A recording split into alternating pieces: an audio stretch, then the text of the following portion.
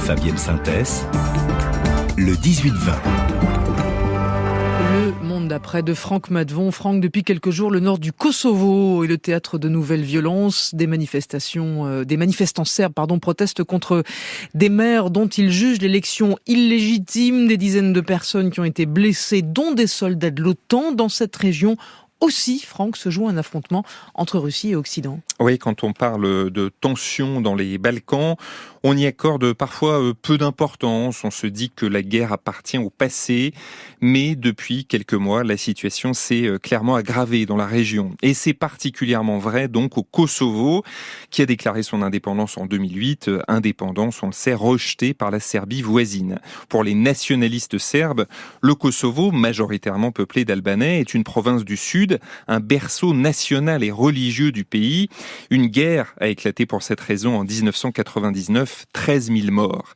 Aujourd'hui, le désaccord s'exprime de multiples manières. Le sujet du moment, c'est donc l'élection des maires de 4 municipalités du nord du Kosovo. C'est là qu'on trouve la plus importante proportion des 120 000 Serbes du Kosovo. Dans ces petites communes, les habitants, majoritairement serbes, ont boycotté les élections du mois dernier. Et pour eux, pas question d'accepter des maires albanais élus avec une participation de 3,5% seulement, 3,5%. Les Serbes font donc le siège des municipalités et demandent le départ des maires. Hier, ces rassemblements ont dégénéré dans la ville de Zvečan. Une trentaine de soldats de l'OTAN, des hommes de la KFOR, du nom de cette force internationale, ont été blessés.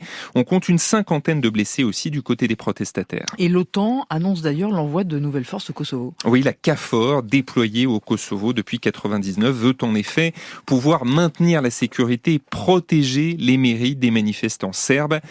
L'OTAN, voilà l'ennemi juré des nationalistes serbes qui n'ont pas oublié les bombardements de l'Alliance pour mettre fin à la guerre du Kosovo. On est là au cœur de l'affrontement Russie-Occident. L'OTAN et donc les Occidentaux sont intervenus au Kosovo en 1999 pour protéger une minorité albanaise considérée comme opprimée. La Serbie a vécu cette ingérence comme une humiliation. Elle est soutenue par la Russie, l'autoritaire président serbe Aleksandar Vučić s'efforce de garder le lien avec les Occidentaux, mais il est proche de Vladimir Poutine. La Russie appelle d'ailleurs aujourd'hui l'Occident à mettre fin à sa propagande mensongère au Kosovo. Mais alors Franck, pourquoi la situation pourrait-elle cette fois dégénérer ? Alors beaucoup d'éléments, Fabienne, sont réunis pour que la situation s'embrase. Les deux parties d'abord ne parviennent pas à se parler. L'Union européenne a tenté une médiation en début d'année. Un accord a été dévoilé en février, mais la Serbie et le Kosovo ont refusé de le signer, se rejetant mutuellement la faute. Le dialogue est très difficile entre le président serbe Vučić et le premier ministre albanais Albin Kurti. Les diplomates les jugent tous les deux têtus, peu ouverts au compromis. Le serbe Vučić veut envoyer des soldats au Kosovo.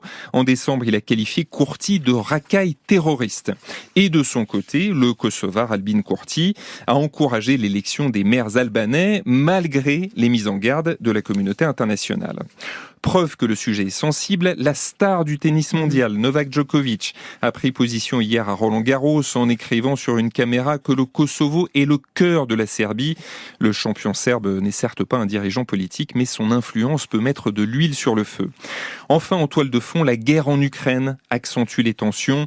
Les diplomates le disent régulièrement. Attention, nous pouvons perdre la Serbie, où la Russie tente d'exercer son emprise. Et alors, quelles sont les solutions pour apaiser les tensions ? Alors, une certitude, Fabienne, la diplomatie reste efficace au Kosovo. On l'a vu ces dernières années. Dans son projet d'accord entre Serbie et Kosovo, l'Union européenne a proposé des compromis, des concessions. Les Serbes du Kosovo pourraient obtenir une autonomie renforcée dans certains domaines comme la santé et l'éducation. À l'inverse, Belgrade doit accepter que le Kosovo postule pour rejoindre des organisations internationales. Il faut aussi aborder les questions les plus sensibles liées aux conflits passés, les crimes de guerre, la responsabilité dans les massacres, les disparus. Pour le moment, le principal espoir, c'est que Serbie et Kosovo veulent rejoindre l'Union européenne, un levier diplomatique majeur qui permet de tenir à distance la Russie. Le Monde d'après, signé Franck Madvon, tous les soirs dans Un jour dans le monde. Merci beaucoup, le 18-20. La suite, c'est le journal de 19h. Juste après, il y a le téléphone sonne. Merci de passer la soirée avec nous.